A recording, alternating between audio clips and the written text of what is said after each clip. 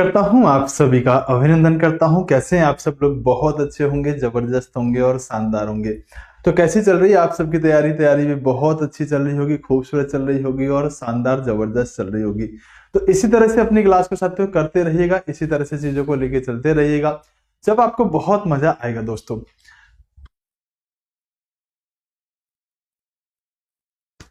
तो दोस्तों आप सभी एक बार जल्दी से फटाफट से आ जाइएगा, एक बार फटाफट से आ जाइएगा और फिर क्लास को शुरू करने वाले हैं।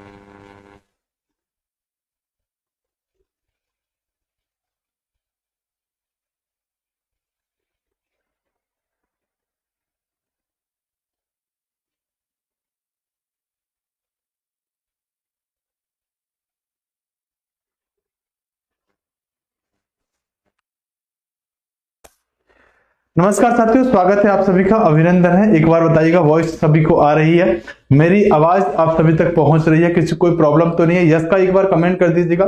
अगर मेरी आवाज आप सभी को आ रही है, सब कुछ ठीक है, तो एक बार यस का कमेंट कर दीजिएगा, जिससे कि मुझे साथियों अनुमान हो जाए। नमस्कार, सुस्वागतम, वेलकम साथियों, मैं सुशील यादव आप सभी का स्वागत करता हूं, आप सभी का अभिनंदन करता हूं एक शानदार, जोरदार, जबरदस्त सी क्लास में, जिसमें आप सबको बहुत मजा आने वाला है और बहुत बेहतरीन तरीके से साथियों हम चीजों को लेके चलने वाले हैं। तो क्या हाल चाल है आप सबके? हाँ भाई, क्या हाल चाल है आप सबके?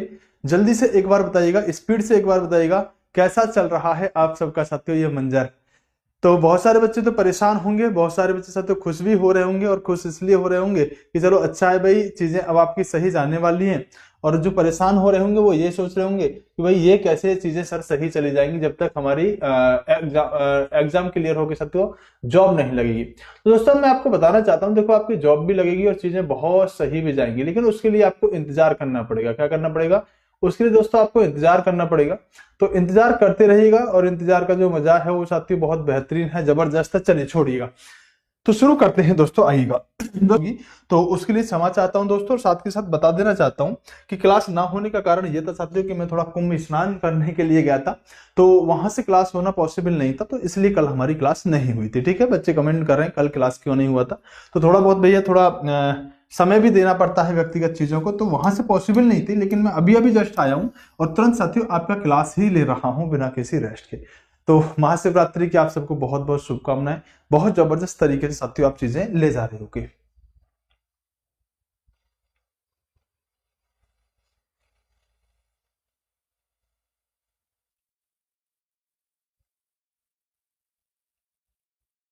चलिए आइए दोस्तों, अभी मैंने कुछ नहीं बताया, बस इतनी बात बताइए कि दोस्तों अगर आपको हमारी पीडीएफ चाहिए तो इस टेलीग्राम पे पीडीएफ मिलती है। एक तो मैंने आपको ये बात बताई है। दूसरी बात मैंने आपको ये बताई है कि दोस्तों कल की जो क्लास नहीं हुई थी उसके पीछे एक सिंपल सा सामान्य सा रीजन है कि कल मैं कुंभ के लिए साथ स्नान करने के लिए गया था, तो स्नान करने की वजह से दोस्तों हमारी क्लास कल नहीं हो पाई थी, तो उसके लिए क्षमा चाहता हूं, उसके लिए साथियों वेरी सॉरी है। लेकिन टेंशन लेने की कोई बात नहीं साथियों, हम बहुत बेहतरीन तरीके से चीजों को आगे कवर कर लेंगे। अंतिम क्लास में हमने क्या पढ़ा था एक बार आप कमेंट कर दीजिएगा, और फिर मैं शुरू करने के लिए जा रहा हूं। दोस्तों देखो, अंतिम क्लास में हमने ये बताया था कि भारत के अंदर मुस्लिम आक्रमणकारियों ने आक्रमण कैसे किया था, सिर्फ सिंपल सी बात ये बताई थी। और मैंने ये बताया था कि एक व्यक्ति साथियों अरब क्षेत्र में शासन कर रहा है, और अरब क्षेत्र में शासन करने वाले व्यक्ति का नाम साथियों अल हजाज हुआ करता था। अल हजाज ने भारत के राजा दाहिर पर एक झूठा आरोप लगाया, और आरोप लगाने के साथ कहा कि तूने मेरा जहाज लूटा है, या तो सामान वापस कर या फिर मैं आक्रमण करूंगा। तो पहला अटैक 711 में एक असफल आक्रमण था जिसके साक्ष्य बहुत ज्यादा नहीं मिलते क्योंकि असफल था। तो उबैदुल्लाह बुदैला ने 711 में एक अटैक किया। 712 का पहला आक्रमण भारत पर माना जाता है जो मोहम्मद बिन कासिम ने साथियों किया, सिंध के राजा दाहिर पर किया। जब राजा दाहिर पर अटैक किया गया तो राजा दाहिर के बारे में कहा जाता है कि राजा दाहिर हार जाता है साथियों मोहम्मद बिन कासिम से। तो राजा दाहिर की दोनों बेटियों को अगवा करके ले जाता है मोहम्मद बिन कासिम अल हजाज के पास में। और दोस्तों ये मोहम्मद बिन कासिम मुल्तान पर भी अटैक करता है और मुल्तान को एक नया नाम देके गया था। वो नया नाम क्या था आप लोग कमेंट में बताएंगे। एक बात, दूसरी बात आपको यह भी पता होना चाहिए कि यह व्यक्ति भारत में आने के साथ किस सिक्के की शुरुआत करता है।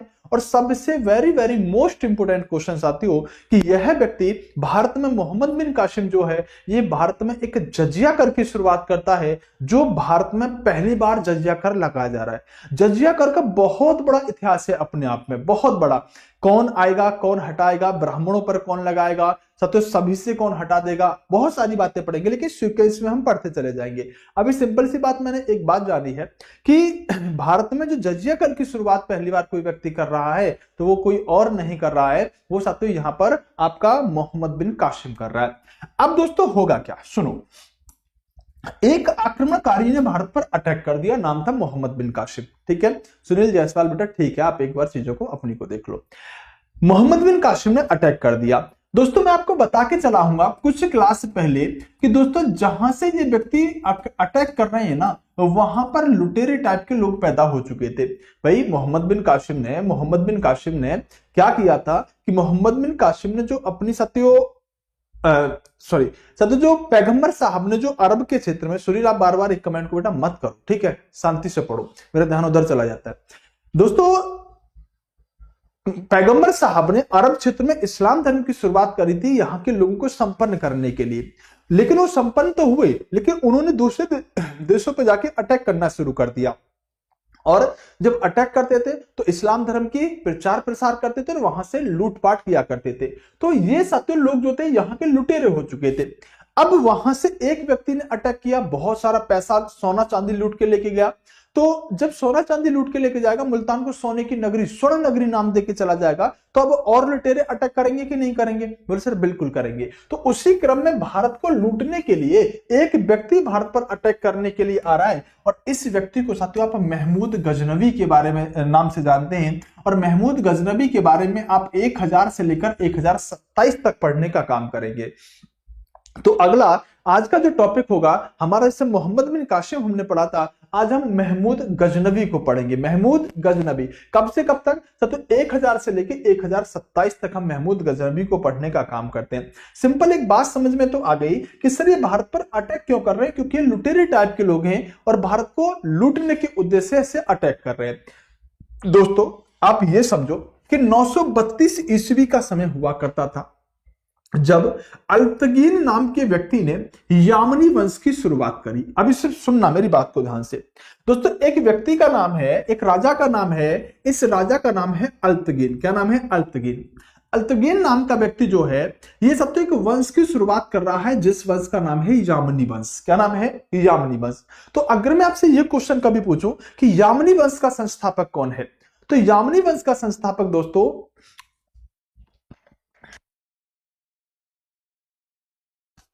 यामनी वंश का जो संस्थापक है वो साथियों अल्तगीन नाम का व्यक्ति है। अभी भूल जाओ कि अल्तगीन कौन है, सिर्फ एक क्वेश्चन याद रखो कि दोस्तों यामनी वंश की स्थापना करने वाला व्यक्ति अल्तगीन है। दोस्तों यह व्यक्ति जो है जब यामनी वंश की स्थापना करता है तो इसी वंश को आप दरअसल गजनी वंश के नाम से भी जान लेते हो। तो कभी ऐसे क्वेश्चन पूछे कि गजनी वंश के संस्थापक कौन हुए, तो आप ऐसे भी कह सकते हो कि गजनी वंश का संस्थापक भी अल्तगीन नाम का व्यक्ति हुआ।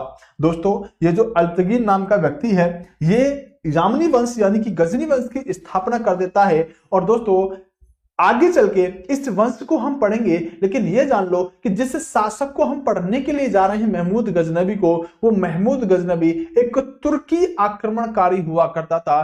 तुर्क क्षेत्र से साथियों उसने भारत पर अटैक करने का काम किया था। दोस्तों अभी मैंने अल्पगिन और साथियों बात करी थी आपसे यामनी वंश की। आप ये जान लीजिएगा कि जो भारत पर हम जिस आक्रमणकारी को पढ़ने के लिए जा रहे हैं ना, उनका यहां पर बहुत बड़ा एक संबंध और रोल है। मैंने कहा कि अल्पगिन नाम के व्यक्ति ने यामनी वंश की स्थापना कर दी और अल्पगिन का एक साथियों गुलाम है जिस व्यक्ति का नाम है सुबुक्तगिन। अभी मैंने कितनी बातें आपको बताई, मैंने एक बात बताई कि बेटा यामनी वंश या गजनी वंश के संस्थापक का नाम अल्पगिन है। अल्पगिन के गुलाम का नाम क्या है? तो अल्पगिन के गुलाम का नाम है सुबुक्तगिन।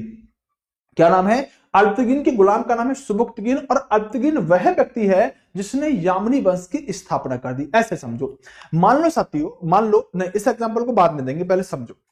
सुबुक्तगिन जो है वो साथियों अल्पगिन का गुलाम है।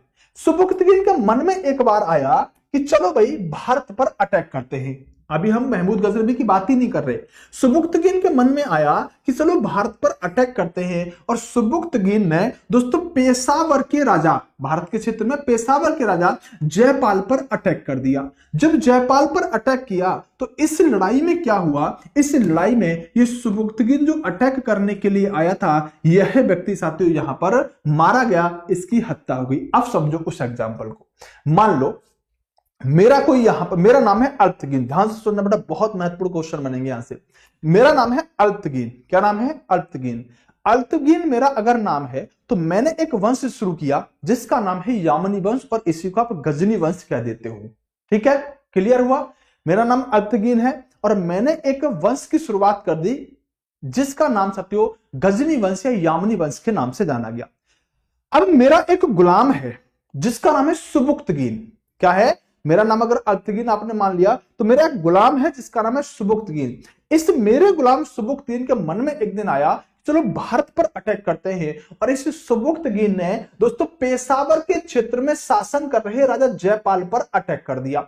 जब जयपाल पर अटैक किया तो मेरा गुलाम सुबुक्तगिन दोस्तों मारा गया और जैसे ही ये मारा गया तो यहां से अब स्टोरी शुरू होती है। क्या? ये व्यक्ति मारा गया भारत पर अटैक करने के साथ, जयपाल पर अटैक करने के लिए आया था और भारत के राजा कोई कमजोर थोड़ी थे, प्रतापी शासक थे। इस व्यक्ति को आक्रमणकारी को ठिकाने लगा दिया। जैसे ही यह व्यक्ति मारा गया तो इसका जो बेटा था वो बड़ा हो रहा था। उसने कहा अब मैं अपने पिता की मौत का बदला लूंगा। उसने क्या कहा? मैं अपने पिता की मौत का बदला लूंगा।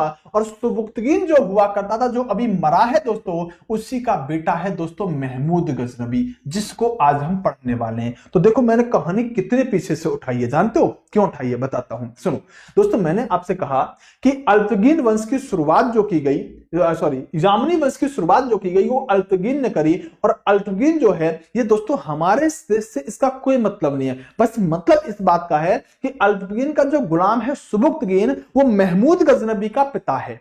तो क्या कहा कि अल्पगिन ने यामनी वंश की स्थापना करी, क्योंकि हम पढ़ने जा रहे हैं तो महमूद गजनवी, तो महमूद गजनवी से पहले अल्पगिन ने यामनी वंश या गजनी वंश की स्थापना करी।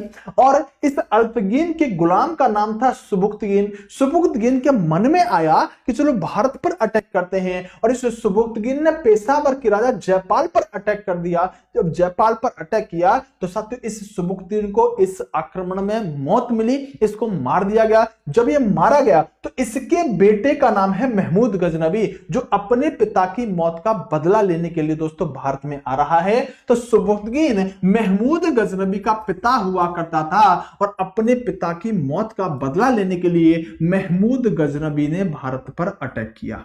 क्या किया? अपने पिता की मौत का बदला लेने के लिए महमूद गजनवी ने भारत पर अटैक किया। दोस्तों अगर सिंपल बात पूछी जाए कि ये बताओ कि महमूद गजनवी ने भारत पर कब से कब तक अटैक किया, तो 1000 से 1027 तक कोई भी बता देगा। लेकिन अगर कभी ऐसा क्वेश्चन बना कि हमने जब मोहम्मद बिन कासिम पढ़ा था तो हमने बताया था कि दोस्तों ये अल हजाज का सेनापति है, जहाज लूटने का आरोप था इसलिए इसने अटैक किया, ये तो हर किताब में लिखा होता है। अगर कभी ऐसा क्वेश्चन बन जाए कि ये बताओ कि महमूद गजनवी ने भारत पर अटैक क्यों किया, तो आप क्या कहोगे? अपने पिता की मौत का बदला लेने के लिए। अगर मैं कहूं बेटा ये बताओ कि महमूद गजनबी ने भारत पर अटैक क्यों किया, कब किया, ये मतलब नहीं है, क्यों किया, तो अब जवाब क्या दोगे, अपने पिता की मौत का बदला लेने के लिए। मैं कहूंगा इसके पिता का क्या नाम था, तो कहोगे इसके पिता का नाम सुबुक्तगीन हुआ करता था। मैं कहूं सुबुक्तगीन कौन था, तो आप कहना सर अल्पतगीन का गुलाम था और अल्पतगीन ने यामनी वंश यानी कि तब तो गजनी वंश की शुरुआत करी थी। बस दोस्तों ये क्वेश्चन बहुत बहुत ज्यादा इंपॉर्टेंट है, इसलिए मैं इस बात पर इतनी दम लगा रहा हूं। अब समझ में आ गई बात कि सर आखिरकार इस व्यक्ति ने अटैक क्यों किया है महमूद गजनबी ने, क्योंकि एक समय इसके पिता ने भारत पर अटैक किया था और इसके पिता उस आक्रमण में मारे गए थे, वो अटैक जयपाल पर किया गया था। तो फिर ये बताओ अगर ये अपने पिता की मौत का बदला लेने के लिए भारत आ रहा है, महमूद गजनबी अपने पिता की मौत का बदला लेने के लिए भारत आ रहा है, तो सबसे पहले ये किस पर अटैक करेगा, चलो बताओ। अगर ये अपने पिता की मौत का बदला लेने के लिए निकला है कि भाई मेरे पापा कभी भारत की तरफ गए थे, उनकी भी हत्या कर दी गई थी, मैं बड़ा हुआ हूं, अब मैं बदला लेने के लिए जा रहा हूं, तो ये किस पर अटैक करेगा। दोस्तों ध्यान रखना महमूद गजनबी जो है ये सबसे पहले जब अटैक करता है तो अपने पिता की मौत का बदला लेने के लिए निकला है, तो ये पहला अटैक राजा जयपाल पर ही करता है। क्या करता है, पहला अटैक जयपाल पर ही करता है। तो 1001 में दोस्तों महमूद गजनबी ने भारत पर आक्रमण किया और यह आक्रमण हिंदू शाही वंश के राजा जयपाल को लेकर था। इस युद्ध में जयपाल की सत्य हार हुई क्योंकि मौत का बदला लेने के लिए महमूद गजनबी दोस्तों भारत पर अटैक किया था। दूसरी बात यह भी आपको पता होनी चाहिए कि महमूद गजनबी यामनी वंश का शासक है, वही यामनी वंश जो हम पढ़ के आए हैं, इसीलिए तो बताया था मैंने कि यामनी वंश की स्थापना किसने करी। तो महमूद गजनबी यामनी वंश का सत्य के शासक है और यामनी वंश की राजधानी जो हुआ करती थी वो गजनी यानी कि सत्य लाहौर के क्षेत्र में हुआ करती थी। तो कभी ऐसा क्वेश्चन बन जाता कि बताओ जो महमूद गजनबी है वो किस वंश का राजा था, किस वंश का शासक था, तो आप कहोगे सर हमें तो पता ही नहीं है। तो पता होना चाहिए यामनी वंश की सबसे बेसिक चीजें क्या है, यामनी वंश के संस्थापक कौन है, यह भी आपको पता होना चाहिए। तो 1001 में जो अटैक किया जा रहा है वो महमूद गजनबी के द्वारा किया जा रहा है और महमूद गजनबी इस अटैक को अपने पिता की मौत का बदला लेने के लिए कर रहा है। तो पहला अटैक राजा जयपाल पर किया गया और ये थोड़ा तैयारी तो करके आएगा भाई, अगर कोई व्यक्ति जानता है मेरे पिता गए थे कभी भारत और मार दिए गए थे तो तैयारी करके तो आएगा। इस युद्ध में राजा जयपाल की हार होती है और दोस्तों महमूद गजनबी का यह भारत के अंदर सफल आक्रमण होता है।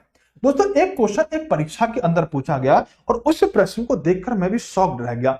दरअसल होता क्या है कि मैं आपको हमेशा समझाता हूं कि कुछ प्रश्न ऐसे होते हैं जो केले के छिलके की तरह होते हैं, वो चाहता है कि तुम उन पर पैर रखो और फिसलते ही चले जाओ, लेकिन हम ध्यान रखेंगे कि अगर ऐसे क्वेश्चन कभी पूछे जाएंगे तो हम उन्हें अपने कंटेंट में ऐड करेंगे, अदरवाइज वो स्किप करने वाले क्वेश्चन होते हैं। जैसे तो एक क्वेश्चन पूछा गया कि जिस समय महमूद गजनबी ने भारत के राजा जयपाल पर अटैक किया उस समय कश्मीर की अंदर कौन शासन कर रहा था, कश्मीर की शासिका का नाम क्या था। कोई लॉजिक नहीं बनता इस बात का। क्या कह रहा है कि जब महमूद गजनबी ने भारत पर अटैक किया उस समय कश्मीर में कौन शासिका थी, कश्मीर में कौन शासन कर रहा था। तो सिंपल सी बात है कि दोस्तों इस समय एक रानी है, इस रानी का नाम है रानी दिद्दा। क्या नाम है, रानी दिद्दा। इस समय जम्मू कश्मीर की शासिका का नाम सत्य रानी दिद्दा हुआ करता था। ये उस समय सत्य कश्मीर की शासिका हुआ करती थी।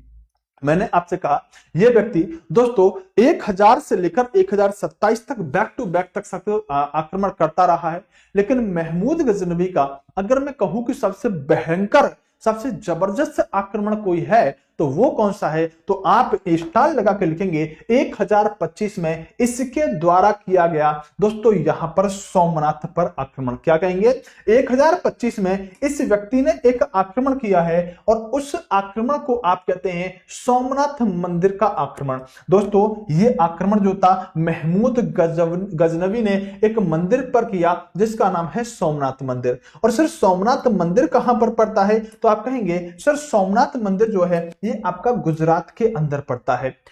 ये इतना भयंकर आक्रमण था क्योंकि इस आक्रमण के बाद महमूद गजनबी ने भारत से साथियों इतना सारा सोना लूटा जिसकी कल्पना वो भी नहीं कर सकता था। बहुत भयंकर सोना लूटने का काम किया था। दोस्तों आपको समझाना चाहूंगा कि जैसे आप गुजरात के अंदर देखेंगे तो ये सोमनाथ मंदिर गुजरात के अंदर आपको देखने के लिए मिलेगा। जब सोमनाथ मंदिर जो है वो दरअसल दोस्तों समुद्र के किनारे है। कहां पर अगर आप देखेंगे इसकी लोकेशन तो समुद्र के किनारे आपको ये सोमनाथ मंदिर नजर आएगा। अब इस सोमनाथ मंदिर के अंदर क्या खास बात हुआ करती थी कि सोमनाथ मंदिर की जो शिवलिंग हुआ करती थी, मान लो सकते कुछ इस तरह से शिवलिंग रही होगी, मान लो कुछ इस तरह से शिवलिंग रही होगी। इस शिवलिंग की एक खास बात हुआ करती थी कि ना तो ये शिवलिंग सब तो जमीन पर रखी हुई थी, जमीन और शिवलिंग के बीच में डिस्टेंस था। दोस्तों अगर हम देखें तो ये शिवलिंग ऊपर से किसी चीज से नहीं बंधी हुई थी, यानी कि ये जो भगवान शिव की शिवलिंग हुआ करती थी ये दोस्तों हवा में तैर रही थी। क्या तैर रही थी? हवा में तैर रही थी। सोमनाथ मंदिर की इतनी मान्यता थी जिसका कोई जवाब नहीं है दोस्तों। बहुत मान्यता इसकी इस शिवलिंग की वजह से हुआ करती थी और कहा जाता था कि देखो भगवान की शक्ति कितनी है। इस शिवलिंग को ना तो ऊपर से किसी से, और बड़ी शिवलिंग है, छोटी मोटी नहीं है दोस्तों, ना तो ऊपर से किसी से बांधा गया है, ना जमीन पर रखी है, जमीन से भी ऊपर है ये, और दोस्तों गिर नहीं रही है, ये हवा में तैरती हुई शिवलिंग है, ना बराबर से कोई सपोर्ट है। तो भगवान के अंदर कितनी शक्ति है। इस श्रद्धा के साथ लोग सोमनाथ मंदिर को साथियों अलौकिक मानते थे। हुआ क्या कि जब साथियों इस मंदिर के अंदर लोग अलौकिक मानेंगे, इसमें बहुत ज्यादा अपनी श्रद्धा जताएंगे, तो सोमनाथ मंदिर में जाएंगे, धन दौलत पैसा सब कुछ भगवान के दरबार में चढ़ाएंगे। तो सोमनाथ मंदिर के अंदर दोस्तों कहा जाता है कि बेइंतहा सोना और पैसा धन दौलत हुआ करती थी। अब महमूद गजनबी को पता चला कि भैया कोई सोमनाथ मंदिर है, ये दरअसल बड़ा पैसा है इस सोमनाथ मंदिर के अंदर और बहुत सोना चांदी है सोमनाथ मंदिर के अंदर। इसने कहा कि चलो मोड़ दो रथ पार्थ अपना सोमनाथ मंदिर की तरफ, मंदिर को ही लूटेंगे। ये व्यक्ति सोमनाथ मंदिर की तरफ बढ़ा और जैसे ही बढ़ने के साथ इसने देखा कि दोस्तों सच में ये तो कारनामा ही अलग था। ये घबरा गया, भाग खड़ा हुआ दोस्तों इस बात से, क्या ये तो सच में चमत्कार है, शिवलिंग आखिरकार दोस्तों हवा में तैर कैसे रही है। ये भाग खड़ा हुआ, लेकिन इसके साथ कुछ विद्वान लोग भी आए हुए थे। ये अपने साथ जब आक्रमण करता था तो कुछ विद्वान भी रहा करते थे जो भारत के इतिहास के बारे में लिखते थे और जानते रहते थे, रिसर्च करते रहते थे। इसके साथ आए विद्वानों ने कहा कि महाराज रुको, हमें इसके अंदर कुछ साइंस लग रही है।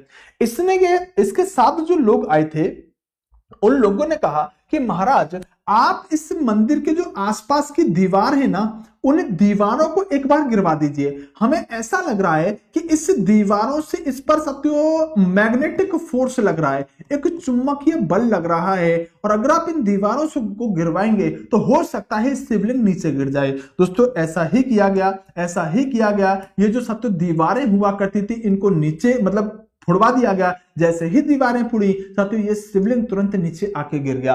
दोस्तों कहा जाता है कि यह व्यक्ति बड़ा खुश हुआ। इसने कहा कोई चमत्कार वगैरह नहीं था, सब कुछ साइंस था। इसने भयंकर लूट यहां पर सोमनाथ मंदिर के अंदर करी। और दोस्तों भारत के लोगों की श्रद्धा आप जानते हैं, भारत के लोग कितने खतरनाक होते हैं। भारत के लोग ऐसा सोचते हैं कि अगर आप यहां पर कुछ गलत कर्म करोगे तो एक अदालत ऊपर है, आप यहां पर किए गए अपने हर गुनाह हर कर्म का जवाब ऊपर वाली अदालत में जाके दोगे। जबकि ये व्यक्ति सोचते थे जितना गलत कर्म करना है कर लो, अपनी जन्नत है, जहन्नुम है, स्वर्ग है, नरक है, सब कुछ इसी जन्म में है, ऊपर जाने के बाद कुछ चीज होता ही नहीं है। ये ऐसा सत्य इस्लाम धर्म के लोग सोचते थे। हमारे यहाँ के लोग अगर रास्ते में चलते हैं एक सत्य चींटी भी मर जाए तो बड़ा अफसोस करते हैं कि चींटी मर गई। ये जिंदे आदमी का गर्दन कलम कर दिया करते थे, इन्हें कोई फर्क नहीं पड़ता था। इनकी सोच और भारतीय लोगों की सोच अलग हुआ करती थी।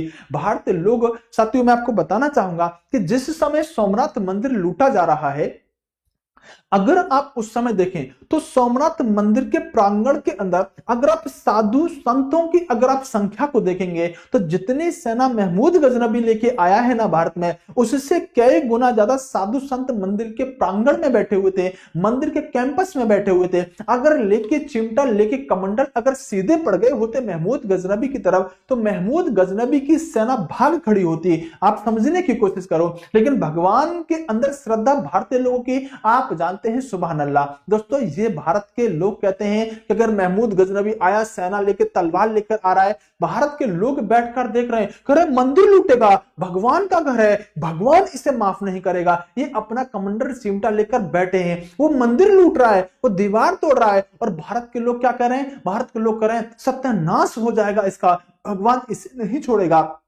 भगवान में कुछ ज्यादा ही विश्वास रखते हैं भारत के लोग। अगर यही भारतीय व्यक्ति अगर महमूद गजनवी की तरफ एक बार सीधे पड़ गए होते तो आप बताओ क्या महमूद गजनवी सोमनाथ मंदिर लूट पाता? कभी नहीं लूट पाता। लेकिन भारत के लोगों की श्रद्धा भगवान में थोड़ी सी अपरंपार होती है। और दोस्तों आपको समझाना चाहता हूं, बताना चाहता हूं कि लोगों को लग रहा था, साधु संतों को लग रहा था कि भगवान शिव खुद उतर के आएंगे त्रिशूल लेकर और त्रिशूल से सारी की सारी इस सेना का सत्यानाश कर देंगे, महमूद गजनवी की सेना को नेस्त नाबूद कर देंगे। भगवान शिव का इंतजार बैठकर साधु कर रहे हैं कि भगवान शिव आप पधारो, आपका मंदिर लूट रहा है, जबकि ये खुद कुछ करना नहीं चाह रहे, सब कुछ भगवान पर छोड़ देते हैं। आप समझो सकते हो भारत के अंदर अगर कोई व्यक्ति एक छोटा सा काम, छोटा सा अचीवमेंट प्राप्त कर ले तो बड़ा कॉन्फिडेंस के साथ कहता है अपन के अंदर दम है, माई लाइफ माई स्टाइल, अपने आप को ऐसे दिखाता है जैसे कि सबसे बड़ा दुनिया में ताकतवर व्यक्ति वही है। वहीं साथियों अगर भारत के व्यक्ति का कोई काम बिगड़ जाए, उसके बस की ना हो, संभल ना रहो, तो कहता है भगवान अब तेरे भरोसे, देख लेना, जरा संभाल देना, फिर शक्तिमान बनने की कोशिश नहीं करता। भारत के लोगों की अलग साथियों अपनी स्टाइल होती है। आपको बताना चाहूंगा कि दोस्तों भारत के लोग जब मंदिर लुट रहा है तो मंदिर के बाहर खड़े होकर देख रहे हैं और कह रहे हैं भगवान पधारो ना, भगवान पधारो ना। भगवान कहां से पधारेंगे? आपको बताना चाहूंगा एक गांव के अंदर भयंकर बाढ़ आ गई, एक गांव में एक भयंकर बाढ़ आ गई, पानी ही पानी साथियों, आज बिलू है पानी ही पानी, पानी ही पानी हो रहा था। एक बाबा, एक साधु संत एक कुटिया में गांव के अंदर रहा करते थे।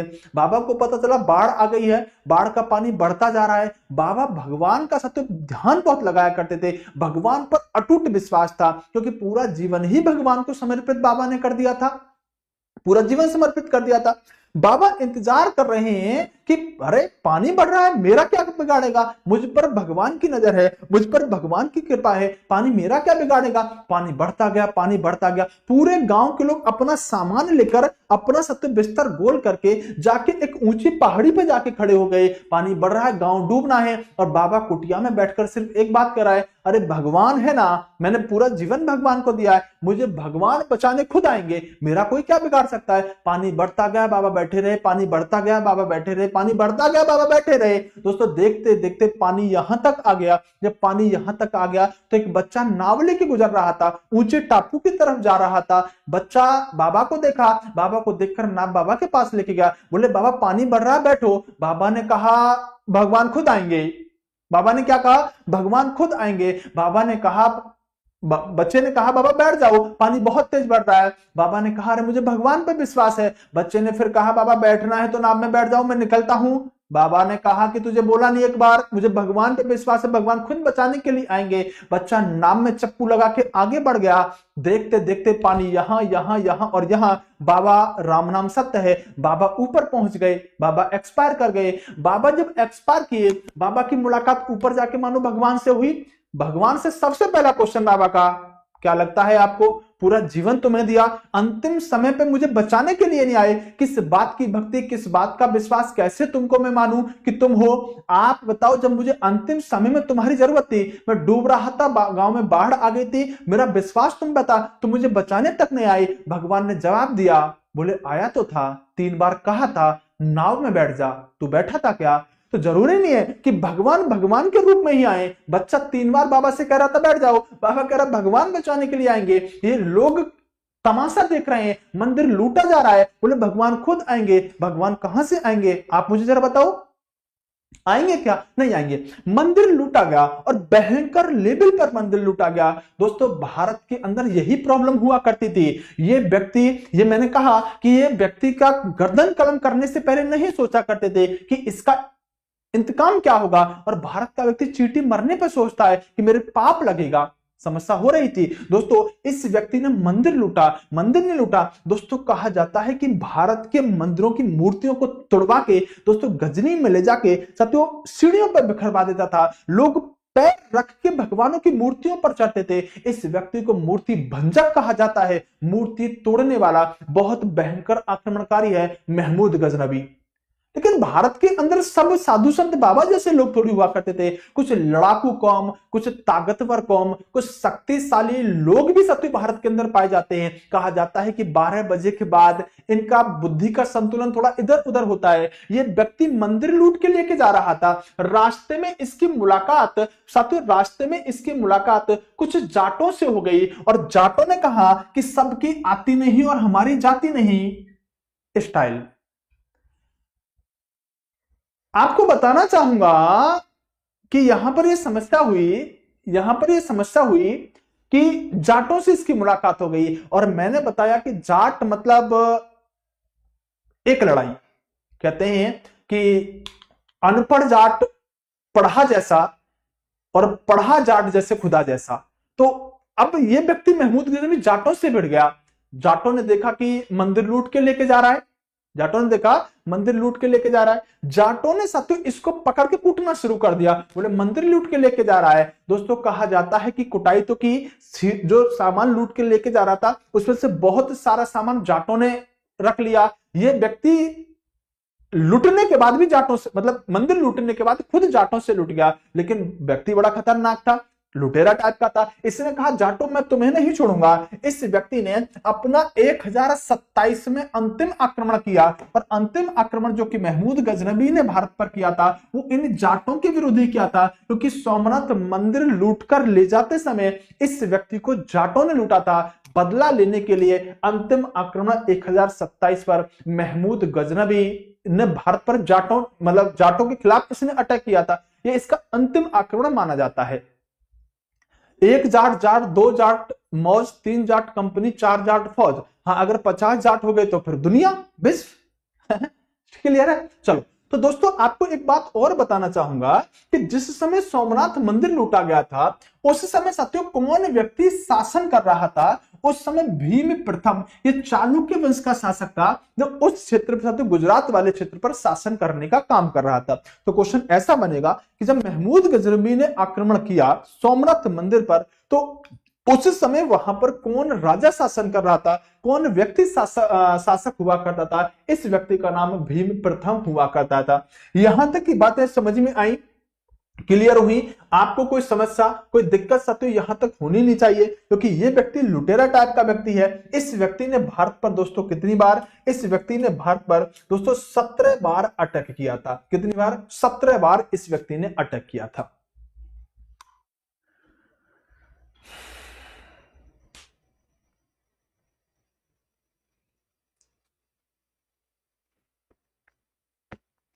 ये मंदिर कहां है? ये मंदिर बेटा अभी बताया हमने, गुजरात में पड़ता है। गुजरात में। अच्छा, ये मंदिर कहां है बेटा? हमने बताया तो मंदिर कहां पर है? मंदिर सोमनाथ मंदिर बताया ना, ये गुजरात के अंदर अवस्थित पड़ता है। गुजरात के अंदर साथियों अगर आप जाएंगे तो गुजरात के अंदर ये कौन सा डिस्ट्रिक्ट लगेगा? आई थिंक राजकोट डिस्ट्रिक्ट लगेगा, है ना? गुजरात में राजकोट लगेगा, जूनागढ़ लगेगा। ठीक है। अहमदाबाद से जब जाएंगे, अहमदाबाद से लगभग 6-7 घंटे आगे चलेगा तो राजकोट डिस्ट्रिक्ट है और उससे आगे आई थिंक जूनागढ़ डिस्ट्रिक्ट लगता है। जूनागढ़ डिस्ट्रिक्ट में साथियों वहां पर एक स्टेशन पड़ता है वेरावल।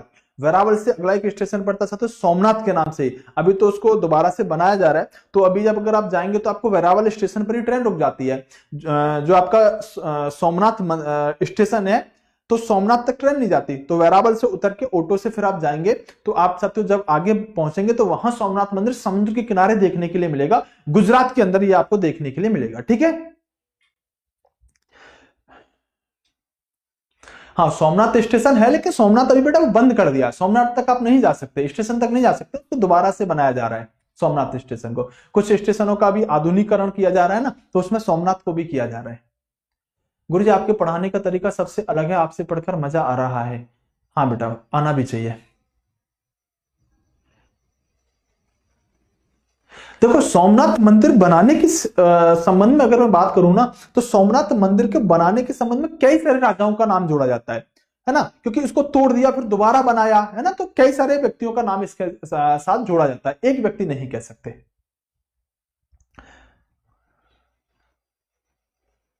सर ग्रुप डी के लिए साइंस की बुक, बेटा ग्रुप डी के लिए मैं एक बात कह रहा हूं कि कोई किसी एग्जाम के लिए तुम्हें ज्यादा लोड लेने की जरूरत नहीं है।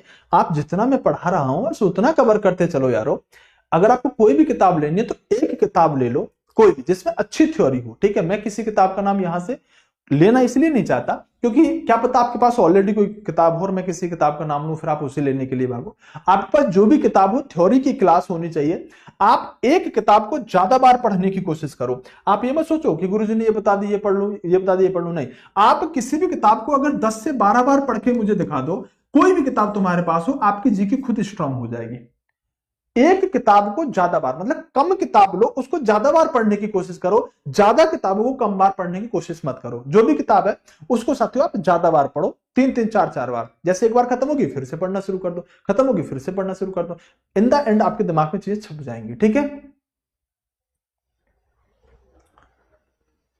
सर एनटीपीसी के लिए क्लास चाहिए, बेटा किसी भी एग्जाम की आप तैयारी कर रहे हो ना जिसमें जीके आती है उसके लिए ये क्लास रामबाण है। चाहे आप किसी भी एग्जाम की तैयारी कर रहे हो, आप ऐसे समझो आप किसी स्टेट की पुलिस की एग्जाम की तैयारी कर रहे हो, मैंने आपको महमूद गजनबी पढ़ाया, आप फटाफट से जाओ प्रीवियस ईयर के क्वेश्चन महमूद गजनबी के उठाओ और ये देखो कि गुरुजी के पढ़ाइयों में से यूपी पुलिस के, दिल्ली पुलिस के, आरपीएफ के, किसी भी पुलिस के क्वेश्चन लग रहे हैं कि नहीं लग रहे। मैं कहता हूं जीके जहां भी आती है ना वहां हमारी जीके फंसती है किसी भी एग्जाम में। बस आप इतना जान लो और एक बार में ही जान लो।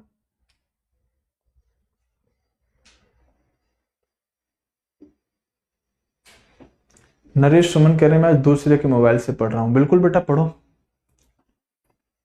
कोई किताब ले लो बेटा, सब किताब बेस्ट होते हैं, किताब कोई खराब नहीं होती, बस पढ़ने वाला खराब और अच्छा होता है ना। तो समझो जो किताब आप लिख रहे हो घटना चक्र वगैरह, बेटा वो तब ठीक है तब आपने मतलब आपकी तैयारी है तो आप क्वेश्चन लगाने के लिए घटना चक्र किताब ले सकते हो। शुरू में घटना चक्र मत लेना क्योंकि जब तक आपकी थ्योरी कंप्लीट नहीं, आप क्वेश्चन लगा के कभी जीके तैयार नहीं कर सकते। चले आगे बढ़ने दो, सुनो ध्यान से। मैंने आपको महमूद गजनबी के बारे में कुछ बातें बताई, सोमनाथ मंदिर लूटना बताया, इसका जाटों के खिलाफ विरोध बताया और दोस्तों ऐसा कहा जाता है कि यह व्यक्ति भारत पर 17 बार अटैक करता है। महमूद गजनबी ने भारत के अंदर चांदी के सिक्कों की शुरुआत करी थी और यह व्यक्ति भारत में संस्कृत भाषा का प्रयोग करता है। संस्कृत भाषा एक अपने आप में साथियों कह सकते हैं भारत की एक अच्छी भाषा मानी जाती है और आखिरकार जो भारत के बाहर के लोग हुआ करते थे वो संस्कृत भाषा का उतना प्रयोग नहीं करते थे, लेकिन महमूद गजनबी जब भारत में आया तो इसने संस्कृत भाषा का प्रयोग किया। ये एक बहुत बड़ी बात हुआ करती थी। ये व्यक्ति महमूद गजनबी, दोस्तों गजनी विश्वविद्यालय की स्थापना, क्योंकि नाम क्या है महमूद गजनबी, तो इसने गजनी विश्वविद्यालय की स्थापना करा दी। सर ये गजनी विश्वविद्यालय कहां पर, तो दोस्तों ये अफगानिस्तान के अंदर इसने अपने ही नाम से एक विश्वविद्यालय खुलवाया था जिसको आप गजनी विश्वविद्यालय के नाम से जानते हैं। दोस्तों अगर मैं आपको बताऊं तो ये जानो कि भारत का एक राज्य है हरियाणा और हरियाणा के अंदर एक डिस्ट्रिक्ट है जिसका नाम है साथियों कुरुक्षेत्र। क्या नाम है? कुरुक्षेत्र। ऐसे समझो कि कुरुक्षेत्र की लड़ाई, महाभारत की जो लड़ाई हुई है वो कुरुक्षेत्र के मैदान में ही हुई है। जो महाभारत की लड़ाई है वो कुरुक्षेत्र के मैदान में ही हुई है और वर्तमान में हरियाणा का साथियों ये एक जिला है कुरुक्षेत्र। यहां पर एक यूनिवर्सिटी भी, अगर आप कोई बच्चा हरियाणा से देख रहा होगा, उस यूनिवर्सिटी का नाम है KUK, कुरुक्षेत्र यूनिवर्सिटी कुरुक्षेत्र। क्या कहते हैं? कुरुक्षेत्र यूनिवर्सिटी कुरुक्षेत्र। इसका पास हमेशा साथियों A+ ग्रेड रहता है नेक के द्वारा। एक अच्छी यूनिवर्सिटी है KUK, तो ये यहां पर पढ़ती है। कुरुक्षेत्र यूनिवर्सिटी के अंदर कुछ त्योहार बहुत मनाए जाते हैं, ऐसे आई थिंक रत्नावली यहां पर सेलिब्रेट किया जाता है, तो 1-2 त्योहार हैं साथियों ये यहीं पर मनाए जाते हैं कुरुक्षेत्र यूनिवर्सिटी के अंदर। हरियाणा वाले बच्चे जानते होंगे। तो कुरुक्षेत्र जो जगह पड़ती है वो एक जिला है, ठीक है। यहां पर एक टूरिस्ट पैलेस है, कभी जीके में आपको पूछ ले तो यही बता देता हूं। तो कुरुक्षेत्र के अंदर ही एक जगह है ब्रह्म सरोवर, जो हरियाणा वाले बच्चे होंगे ना वो शायद जानते होंगे ब्रह्म सरोवर। और हरियाणा के अंदर ब्रह्म सरोवर। आपको एक बात और बता देना चाहता हूं कि हरियाणा पुलिस का एक बार एग्जाम हुआ और एग्जाम में पूछा गया कि शेख चिल्ली का मकबरा कहां पर है, शेख चिल्ली का मकबरा कहां पर है, तो ये कुरुक्षेत्र में ही शेख चिल्ली का मकबरा भी है। बहरहाल हम अपने टॉपिक पे आते हैं। कुरुक्षेत्र जो पड़ता है वो हरियाणा के अंदर पड़ता है और कुरुक्षेत्र के अंदर एक छोटी सी जगह है थानेसर। क्या है? कुरुक्षेत्र के अंदर जिला कुरुक्षेत्र है, बड़ी जगह कुरुक्षेत्र है, वहां पर एक छोटी सी जगह है थानेसर। थानेसर में एक मंदिर, ये मंदिर आज भी, और ये मंदिर खुद मैंने देखा है। कुरुक्षेत्र के थानेसर में एक मंदिर है, थानेसर के मंदिर को साथियों इस महमूद गजनबी ने तोड़ा था, और जब वो तोड़ा तो उसकी मूर्ति को खंडित कर दिया, उसकी मूर्ति को तोड़ दिया। तो क्वेश्चन ये पूछ लेता है कि थानेसर की कुरुक्षेत्र के थानेसर की मंदिर को किसने लूटा? महमूद गजनबी ने लूटा। लेकिन महमूद गजनबी ने थानेश्वर के अंदर कौन सी मूर्ति तोड़ी? वो किसकी मूर्ति थी? तो दोस्तों मूर्ति वो चक्र स्वामी की हुआ करती थी। इस वाले क्वेश्चन को पूछ लेता है कि थानेश्वर में जो मूर्ति तोड़ी गई थी वो मूर्ति थी किसकी? चक्र स्वामी की मूर्ति महमूद गजनबी ने दोस्तों हरियाणा के थानेश्वर के अंदर तोड़ने का काम किया था। बात समझ में आई? क्लियर हुई? कोई समस्या, कोई डाउट तो नहीं होना चाहिए? सर कोई डाउट इसके अंदर नहीं है। अब सुनो ध्यान से, सबसे मोस्ट इंपोर्टेंट बात बताने के लिए जा रहा हूं। अगर हम महमूद गजनबी पढ़े हैं, अब के पढ़े हुए में से अगर कोई क्वेश्चन बनाएगा तो 10% चांस है दोस्तों कि अब तक जो पढ़ा है उसमें से क्वेश्चन बनाए। 90% चांस है कि जो अब मैं आपको 3 बातें बताने के लिए जा रहा हूं, 90% चांस है कि महमूद गजनबी से क्वेश्चन बनाएगा तो वो यहां से क्वेश्चन बनाएगा। कहां से? सर आपको महमूद गजनबी के दरबारी इतिहासकार पता होने चाहिए। इसके समय पर दरबारी इतिहासकार कौन थे? इसके लिए लिखने का काम, इसके लिए किताब लिखने का काम कौन कौन इतिहासकार करते थे? इस वाली बात पर दोस्तों स्टार लगा लेना। प्रश्न आज तक सबसे ज्यादा यहां से बने हैं और उम्मीद करता हूं कि आप प्रश्न नहीं छोड़ोगे। सुनो ध्यान से, देखो दोस्तों इसके शासन काल में एक व्यक्ति हुआ है जिसका नाम है Al-Biruni. Very very very most important. Al-Biruni किसके शासन काल का इतिहासकार है? क्या कहोगे? महमूद गजनबी। अलबरूनी के द्वारा एक किताब लिखी गई है, इसको आप चाहे तो किताब उल हिंद कहो, चाहे आप इसे तहकीक ए हिंद कहो, चाहे आप इसे तारीख ए हिंद कहो, तीनों बात एक ही है। तो अलबरूनी किसके शासनकाल का इतिहासकार है? पहली बात तो महमूद गजनबी। दूसरी बात, इसके द्वारा लिखी गई किताब तहकीक ए हिंद, तारीख ए हिंद, चाहे साथियों आप इसे यहां पर किताब उल हिंद के नाम से जानो। अगर इन तीनों में भी नामों की बात करूं तो ये वाला नाम साथियों आपसे ज्यादा पूछता कि किताब उल हिंद किसने लिखी, लेकिन कहे तहकीक ए हिंद तो समझ जाएगा इसी को पूछ रहा है, कहे तारीख ए हिंद तो समझ जाएगा अलबरूनी की ही बात कर रहा है। तो एक इतिहासकार हुआ जिसका नाम मैंने आपको अलबरूनी बताया। वेरी वेरी मोस्ट इंपोर्टेंट दोस्तों, अगला एक इसके समय का ही इतिहासकार है जिसका नाम है फिरदौसी। फिरदौसी के द्वारा एक किताब लिखी गई, वेरी वेरी मोस्ट इंपोर्टेंट है। इस किताब का नाम है दोस्तों, इसे आप शाहनामा के नाम से जानते हो। कहेगा शाहनामा किसकी किताब है? कहो फिरदौसी। कहे फिरदौसी किसके समय का शासनकाल है, किसके दरबार का इतिहासकार है? तो आप कहेंगे महमूद गजनबी। दोस्तों ये जो शाहनामा नाम की किताब है ना, जो शाहनामा नाम की किताब है ना, इस शाहनामा किताब को ही अफगानिस्तान का महाभारत कह देते हैं। तो क्वेश्चन बनेगा, बताओ अफगानिस्तान का महाभारत किस किताब को कहा जाता है? तो आप कहेंगे कि ये तो छोड़ो, किस किताब को कहा जाता है, हम ये बताएंगे वो किताब किसने लिखी है। कहोगे शाहनामा ये फिरदौसी के द्वारा लिखी गई है। दोस्तों महमूद गजनबी के दरबार में एक और इतिहासकार रहा है और इस इतिहासकार का नाम है उत्बी। क्या नाम है? उत्बी। उत्बी ने तो एक किताब लिखी, इसे किताब उल यामनी के नाम से जानते हो। और दोस्तों चचनामा जो किताब है उसका फारसी अनुवाद यही व्यक्ति उत्बी करता है। तो इसकी किताब का नाम किताब उल यामनी। और दोस्तों ये उत्बी, फिरदौसी और Al-Biruni very very very most important है। ये तीनों ही व्यक्ति आपको और इनकी किताब आपको पता होने चाहिए। अब दोस्तों देखो आपके सामने प्रश्न समस्या क्या आई। अभी कुछ दिन पहले क्वेश्चन पूछा गया। क्या पूछा गया? कुछ दिन पहले एक क्वेश्चन पूछा गया। क्वेश्चन के साथ जरा फितरत जानिएगा। क्वेश्चन सिंपल सा है, मैं शॉर्ट में लिखूंगा, आप पूरा समझना, ठीक है? लिखता हूं मैं, पढ़ते हो ना तुम। मैंने कहा कि ये बताओ कि जो महमूद गजनबी है, क्या लिखा मैंने कहा कि साथियों जो महमूद गजनबी है, महमूद गजनबी का दरबारी इतिहासकार, ध्यान से सुनना, क्वेश्चन में शॉर्ट में लिख दे रहा हूं, ठीक है? महमूद गजनबी का दरबारी इतिहासकार, ठीक है, कौन था? मैंने सिंपल क्वेश्चन पूछा। अब मैं आपको ऑप्शन दे रहा हूं, ठीक है? पहला ऑप्शन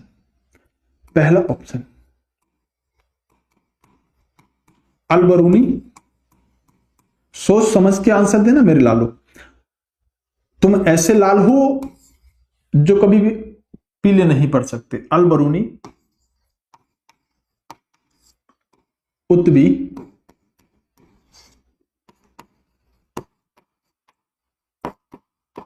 फिरदौसी, इनमें से कोई नहीं। समझ तो पाए हो ना बच्चे? ऐसा तो नहीं कोई इंग्लिश वाला का सर समझ में नहीं आया, इनमें से कोई नहीं। सिंपल मैंने एक क्वेश्चन पूछा है, महमूद गजनबी के दरबारी इतिहासकार कौन था, और ऑप्शन आपके सामने है, लगाना आंसर। फंस गए ना?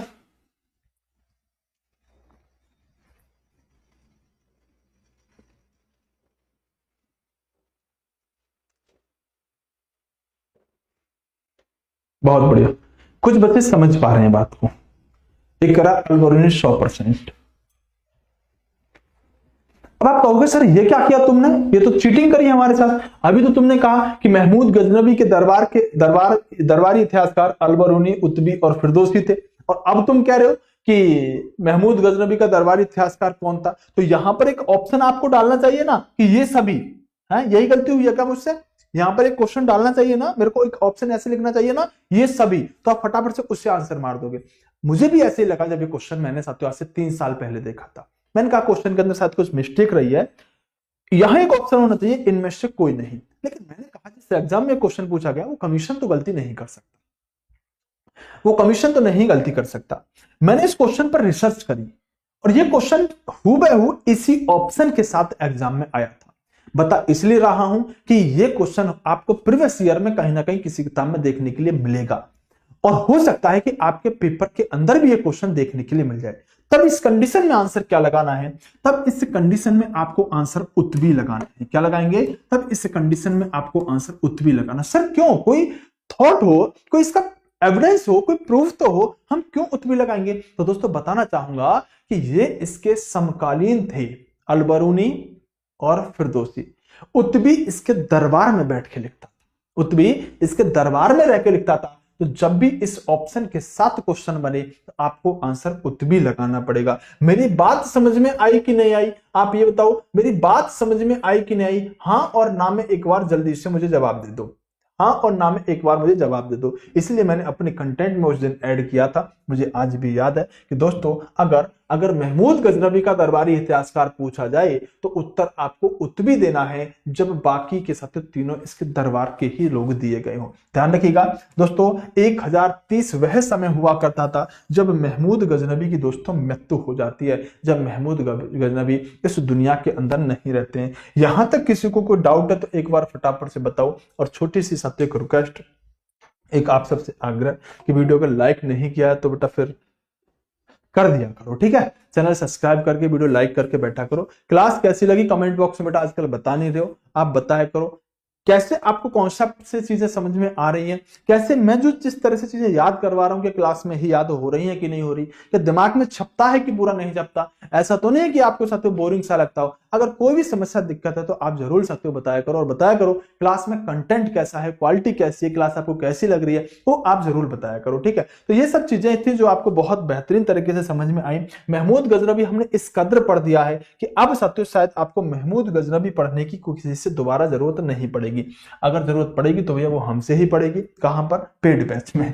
तो दोस्तों आपको बताना चाहूंगा कि हमारा जो कोर्स चल रहा है जनरल अवेयरनेस का फाउंडेशन बैच है, जिसमें कंप्लीट जीके आपको मैं पढ़ा रहा हूं, क्लास इसके अंदर चल रही है।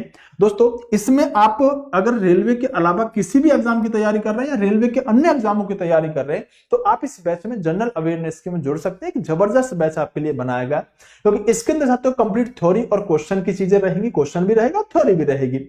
बाद में क्वेश्चन कराएंगे, पहले थ्योरी कंप्लीट कराएंगे। डेली लाइव क्लास होगी 2024 के साथियों, अपडेटेड कंटेंट के साथ चीज होंगी। बायलैंग्वेज में आपको साथियों पढ़ाने का काम करूंगा, पीडीएफ और साथियों आपको टेस्ट सीरीज आपको मिलती रहेगी। ये इसके फीचर रहेंगे। हाँ, फाउंडेशन कोर्स अगर आपको लेने तो एक कॉम्बो बैच भी ले सकते हैं, इसमें आपको सभी टीचर्स के फाउंडेशन बैच मिल जाएंगे जो इस प्राइस पर मिलेंगे। दोस्तों इसको कैसे परचेज करना है बैच को, तो आप साइंस मैग्नेट डाउनलोड करेंगे एप्लीकेशन, वहां पर आपको निर्माण जनरल अवेयरनेस का फाउंडेशन कोर्स मिल जाएगा। ये निर्माण जनरल अवेयरनेस का निर्माण बैच रेलवे जनरल अवेयरनेस का, इस पे जाके साथियों आप क्या करेंगे, यहाँ पर बाय नाउ कर लेंगे, और जैसे आप बाय नाउ करेंगे तो साथियों फिर आप यहाँ से पेमेंट करके इस बैच के अंदर जुड़ सकते हैं। तो कैसे हैं आप सब लोग? मैं आपके नाम कभी लेता नहीं हूं, चलो एक बार 2 मिनट के लिए ले देता हूं। कौन कौन है हमारे क्लास के अंदर? निर्मल कुमार है, एक बच्चा है राधा बघेल है, विशाल कुमार है, उसके अलावा साथियों रवि यादव है, एक बच्चा है साथियों इसका नाम है प्रीति। प्रीति, अच्छा प्रीति वही है ना कल इंस्टाग्राम आईडी जो शेयर कर रही थी बच्चों को? हाँ बेटा सब पर नजर रहती है मेरी, टेंशन मत लिया करो, ठीक है। हाँ तो साथियों ये इंटरनेट वाला एक बच्चा है साथियों, अतुल है, यहाँ पर सुनील है, जयसवाल, मुकेश है। जैसे मैं पढ़ाने आता हूँ ना तो पढ़ाने से पहले बच्चे यहाँ चैट कर रहे होते हैं। तो कल ये बहुत फॉलो बैक और फॉलो चल रहा था इनमें इंस्टाग्राम में, तो मैंने देखा था, मैंने कहा अच्छा बेटा ठीक है मैं बताऊंगा तुमको। चलिए तो यहाँ पर साथियों रितेश है, उसके अलावा अमित है, विजय है और अभिषेक है, HR 19 से बच्चा है, अंकित है। तो बहुत तेजी से आपके कमेंट जाने लगे हैं। हाँ एक बच्चे ने तो मेरा ही बना रखा है, सुशील यादव सर का लाडला। अच्छा ठीक है भाई लाडले, वेलकम है तेरा। तो ठीक है मिलेंगे साथियों आपसे अगली क्लास में। बेस्ट ऑफ लक, नमस्कार, बाय बाय, टेक केयर, खुश रहो, आजाद रहो, आबाद रहो और बढ़ते रहो और अच्छे से पढ़ाई करो। डेली साथियों हमारी 9 बजे क्लास चला करेगी। Bye bye, take care, love you to all.